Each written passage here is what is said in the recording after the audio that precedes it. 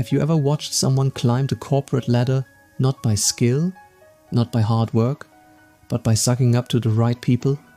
Well, imagine that person suddenly being put in charge of 30 people and instantly deciding he was the king.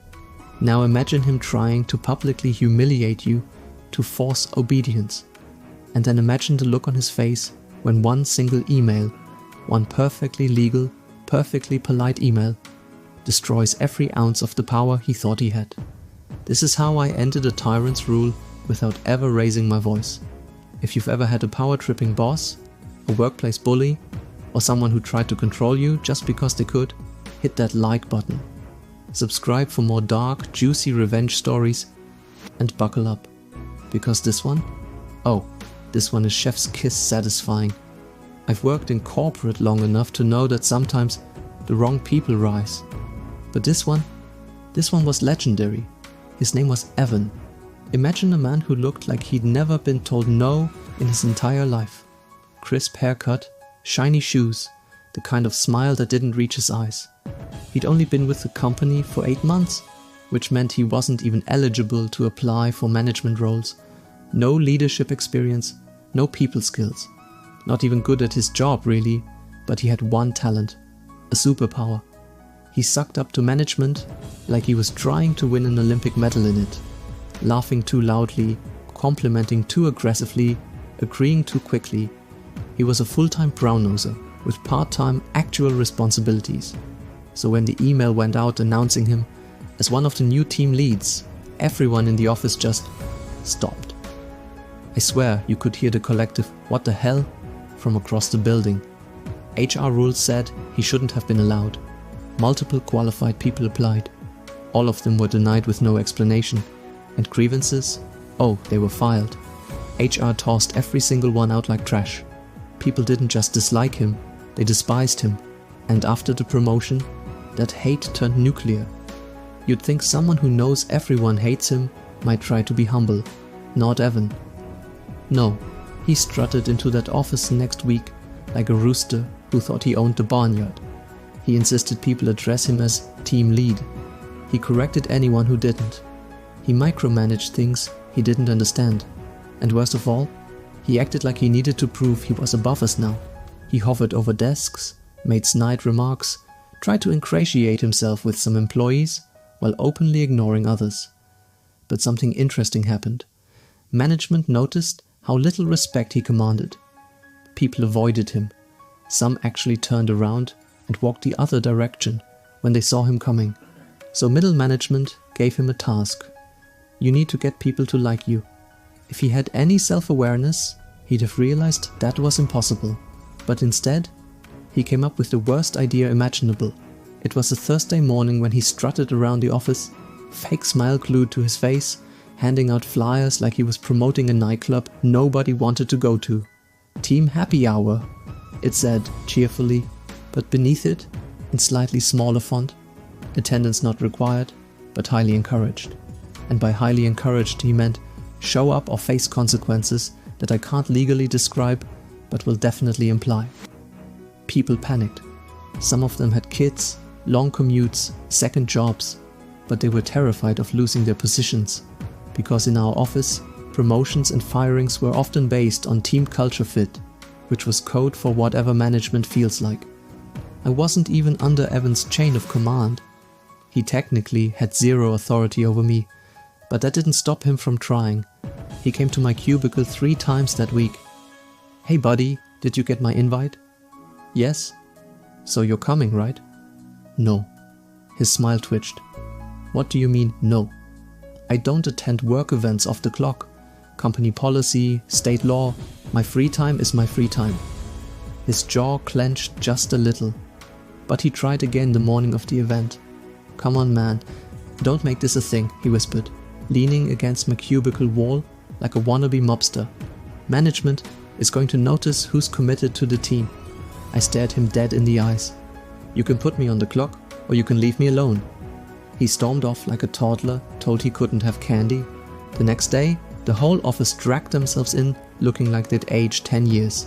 Dark circles, coffee in hand, forced smiles. You could tell none of them had enjoyed the happy hour. At 10 a.m. we had our usual stand-up meeting. Evan led it, of course, puffing out his chest like he was giving a TED talk. Great turnout yesterday. Loved seeing the team bond. Glad everyone showed up. Then he paused. He turned his head, slowly, like a radar dish locking onto a target. Except for one person. All eyes turned toward me. He might not understand the importance of being a team player, Evan said loudly, confidently, smugly. And the management does notice, just saying. My blood simmered. Not boiling, not explosive. Slow, controlled. Like the surface of a lake hiding the shark beneath. I didn't respond, didn't flinch. But inside, a switch flipped. All right, Evan. You want a war? I'll end it before you even know it started. 20 minutes later, after people wandered back to their desks, still muttering about Evan's comment, I typed up an email. Calm, friendly, informative. Then I added every single person in the team, including Evan. Subject line, FYI, after work events and state labor statutes. And the body, harmless, polite, deadly. Hey all. A team member asked me about whether after-work events are required for us hourly employees. Just wanted to share the info with everyone, so no one stresses unnecessarily. State Statute 7.3b says we cannot be required to attend unpaid events outside scheduled work hours. So if you can't find childcare or have long commutes, no worries. Attendance is completely optional. Hope this helps. There. Simple. Clean. And the most nuclear strike I could have launched, because everyone read it within minutes. And suddenly, the fear evaporated. People whispered across cubicles, forwarded it to friends in other departments, smiles crept across faces. Evan? He sat at his desk reading it over and over, like he couldn't believe what he was seeing. I didn't insult him. I didn't mention him. I didn't break a rule. I simply reminded everyone that he had no power. The next month, Evan scheduled another not required, but required happy hour. He tried to hype it up, tried to use that same fake smile, tried to hint at consequences, but nobody budged. Not one person rearranged childcare, not one person rearranged their commute, not one person showed fear. At 6 p.m, when the event started, he sat at the bar, alone, just him. And the bartender polishing a glass like this was the quietest shift of his life, 2 months in a row. He sat there alone, like a king with no kingdom. After that, management pulled him aside for performance concerns. Not because of me, not directly, but because a leader who can't get respect, can't lead. He had to find other ways to get people to like him, which he never succeeded at. His little empire crumbled, and all it took was one email. There is nothing, and I mean nothing, sweeter than watching a bully realize he has no power over you. The day after that second empty happy hour, he avoided eye contact with me. He didn't make comments, didn't try to threaten or manipulate. He knew. I wasn't afraid of him. And now, nobody else was either. His humiliation was silent, but deep. His authority evaporated, his ego deflated. He had tried to shame me publicly, but it was his reputation that was destroyed publicly. He wanted to be admired. Instead, he became a joke. And the best part? I didn't break a single rule. I just reminded everyone they still had rights. You could see it in his eyes. He knew I'd cut the strings. He thought he'd tied around us. It's funny. Bullies always think fear equals respect. But when you take away the fear, they collapse. Sometimes the most powerful revenge isn't loud. It's calm, legal, and delivered with a smile. One email can do what 1,000 arguments can't.